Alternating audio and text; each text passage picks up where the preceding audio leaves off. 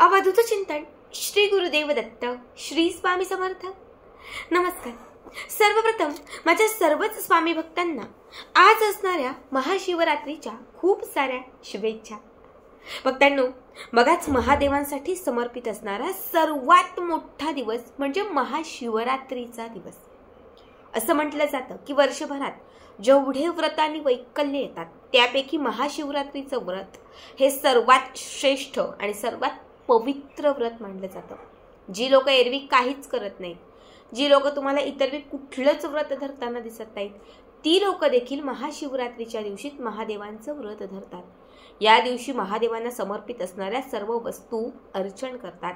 महाशिवरात्रीचा दिवस हा संपूर्णपणे महादेवांसाठी समर्पित असल्याने हा दिवस अत्यंत शुभ आणि सकारात्मक मानला जातो। या दिवशी महादेवांचा प्रभाव हा संपूर्ण पृथ्वी तलावरती खूप जास्त असतो। त्यामुळे अशा प्रभावात तुम्ही एखादा जर उपाय केला तर तो उपाय अत्यंत प्रभावी ठरतो। असाच एक सर्वात महत्त्वाचा उपाय मी आज या व्हिडिओमध्ये तुम्हाला सांगणार आहे। एक वेळ तुम्ही मंदिरात गेला नसाल, व्रतही केलं नसेल किंवा खूप काही असं जरी तुमच्याकडनं शक्य झालं नसेल तर फक्त आणि फक्त ही एक सेवा किंवा हा एक छोटासा उपाय करा। आज संध्याकाळी या दिशेला किंवा या ठिकाणी फक्त हा एक दिवा लावा आणि त्याच्यासोबत दिव्यात ही एक वस्तू अर्पण करून ही एक साधी सोपी सेवा करा। या दिशेला तुम्ही आज संध्याकाळी हा दिवा लावला, दिव्यात ही वस्तू घातली आणि त्याच्यासोबत जर ही एक सेवा तुम्ही केली तर तुमच्या आयुष्यात असणाऱ्या असंख्य पापांचा नाश होईल, कामातील अडथळे दूर होतील, विघ्न निघून जातील, अपघात किंवा सतत येणारी संकटे जी आहेत ती टळून जातील आणि या एका उपायाने तुमच्या घरातील पूर्ण अंधार दूर होऊन तुमच्या घरात सकारात्मकता येईल, आनंद येईल, पैसा येईल, ऐश्वर्य येईल। अखंड तुमच्या घरामध्ये या एका छोट्याशा सेवेने नेहमीच तुमच्या घरामध्ये सुख आणि त्याचबरोबर ऐश्वर्याची प्राप्ती राहील। बघा, कुठलीही विशिष्ट तिथी असेल तर त्या दिवशी सर्वात जास्त महत्त्व असतं ते दीपदानाला। दीपदान हे सर्वश्रेष्ठ दान मानलं जातं आणि महाशिवरात्रीच्या दिवशी तर दीपदान हे सर्वात प्रभावी म्हटलं जातं। या दिवशी असंख्य लोक धार्मिक ठिकाणी जातात, नदी नाले जिथे असतात वाहतं पाणी त्या ठिकाणी दिवे सोडतात, कुणी धार्मिक क्षेत्र जे असतं तिथे जातं। बरीचशी लोक जे आहेत ही जिथे महादेवांचं शिवलिंग आहे तिथे जातं, तिथे जाऊन कुणी 1, 11, 21, 51 तर कुणी 108 अशीही दिव्यांची लागण करतं। इतकं महत्त्व या दिव्यांचं आहे। बघा, आज आपल्याला संध्याकाळच्या वेळी म्हणजे बरोबर 6च्या पुढे प्रदोष समयामध्ये आपल्याला एक दिवा लावायचा आहे। दिवा जो घ्याल तो शक्यतो कणकेचाच घ्या, कारण कणकेचा बनवून घेतलेला दिवा हा सर्व दिव्यांपेक्षा सर्वश्रेष्ठ असतो। थोडी कणिक, थोडं पाणी आणि त्यामध्ये चिमूटभर हळद, मीठ वगैरे बाकी काहीच नाही, हे व्यवस्थित मळून घ्यायचं आणि त्याचा एक चौमुखी दिवा बनवायचा, 4 मुख असणारा दिवा। ठीक आहे। आता त्यामध्ये सगळ्यात पहिले 4 वाती आणि शुद्ध तूप घालायचं। आजच्या दिवशी तुपाचा दिवा हा सर्वात महत्त्वाचा आहे, म्हणून मी तुम्हाला अगदी सकाळपासून सांगते की तुपाचा दिवा देवघरात लावा, तुपाचा दिवा आपल्या महादेवांच्या पिंडीसमोर लावा। तर आता आपल्याला या उपायासाठी सुद्धा तुपाचाच हा चौमुखी दिवा लागणार आहे। सगळ्यात पहिले आपल्या देवघरामध्ये किंवा तुळशीजवळ जिथे कुठे तुम्ही शिवलिंग ठेवलेलं आहे, नसेल तर वाळूचं किंवा मातीचं शिवलिंग एका पाटावर किंवा चौरंगावरती तयार करा आणि त्याच्या समोर हा चौमुखी दिवा लावा। 4 मुखांनी प्रज्वलित असणारा हा चौमुखी दिवा शिवलिंगाच्या समोर लावा। दिव्याला सगळ्यात पहिले हळदी कुंकू आणि त्याच्यासोबत थोडंसं पिवळं चंदन अर्पण करा। दिव्याला दिव्याला गोलाकार 5 हळदी कुंकवाची बोटं लावा।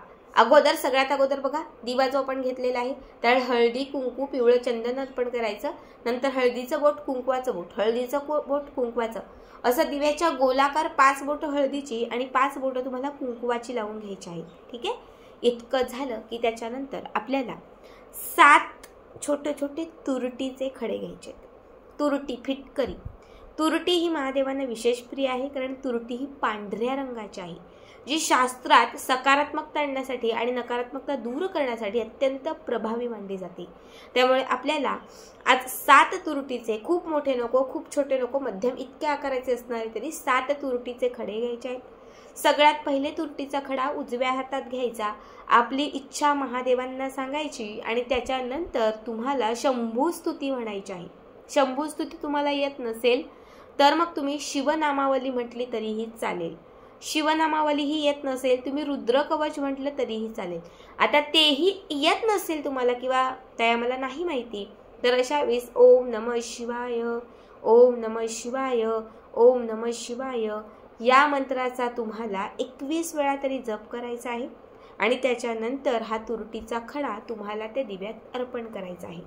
पुन्हा दुसरा तुरटीचा खडा, इच्छा व्यक्त करायची, महादेवांना आपली इच्छा पूर्ण होण्यासाठी प्रार्थना करायची.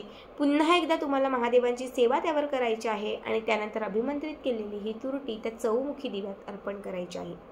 असे आपण घेतलेले 7च्या 7ही तुरटीचे खडे एक एक करत अभिमंत्रित करत तुम्हाला त्या दिव्यामध्ये अर्पण म्हणजे त्याचं अर्चन तुम्हाला करायचं आहे. ठीक आहे. आता 7 तुरटीचे खडे घातलेला हा जो दिवा आहे चौमुखी, हा तुम्हाला आज रात्रभर महादेवांच्या पिंडीसमोर पेटताच ठेवायचा आहे. थोडंसं जरी तूप कमी झालं तर त्यामध्ये अजून एक्स्ट्रा घाला. वात थोडीशी जळत आली किंवा ती वात संपत आली तर थोडीशी पुढे ढकला. पण तुम्हाला कंटिन्यू आज रात्रीपर्यंत म्हणजे अगदी उद्या पहाटेपर्यंत तरी हा दिवा पेटताच ठेवायचा आहे. आणि जसे हे तुरटीचे खडे 7 घातलेले तुरटीचे खडे जसे हे तुपामध्ये विरघळत जातील तशी तुमच्या घरातील विघ्न, नकारात्मकता, संकट, तुमच्या आयुष्यात असणारे अपघात किंवा आघात जे काही आहे वाईट ते सगळं त्या तुरटीसोबत नष्ट होत जाईल, संपत जाईल, जळून खाक होईल.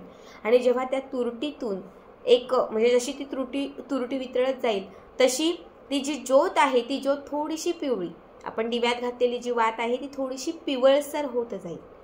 कारण जेव्हा तुरटी त्यात घालाल तेव्हा तिचं पाणी थोडंसं होत जाईल त्या तुपासोबत.